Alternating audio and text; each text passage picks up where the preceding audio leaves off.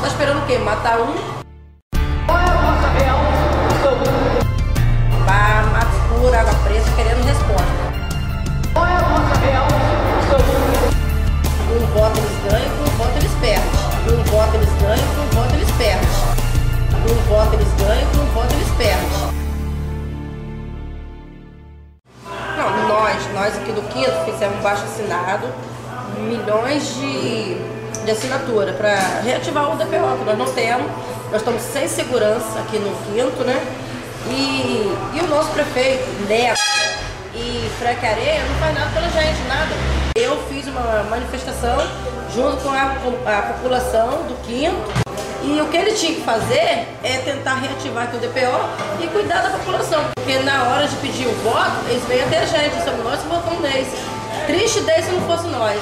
Com um voto eles ganham, com um voto eles perdem. Mas até agora eles não fazem nada pela gente, pelo contrário, só tira da gente. O que a gente está pedindo é nada demais, só simplesmente para reativar o DPO. Só tem um polícia. O que um polícia vai fazer, coitado? Tá sem viatura, só tem um polícia ali dentro. E Frank Areia, fosse ele que tinha vergonha de quando chegar pra gente pedir voto, ele tinha que primeiro olhar a comunidade.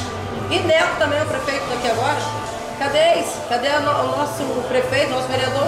Nós aqui da comunidade recebemos do batalhão que não tem efetivo para botar a viatura aqui. Como não tem efetivo? Se desativou um presídio lá em Campos. Cadê os 64 policiais? Estão para onde? Eles eram para estar aqui. São só 3, só precisa de mais 2.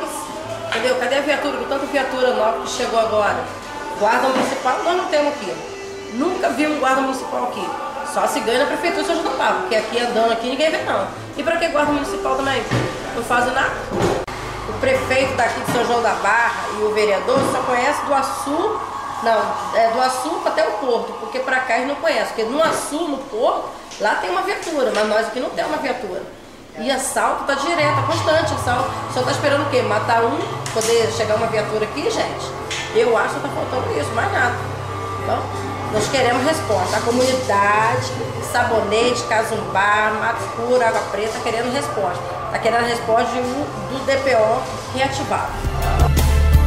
Com um voto eles ganham, com um voto eles perdem. Com um voto eles ganham, com um voto eles perdem.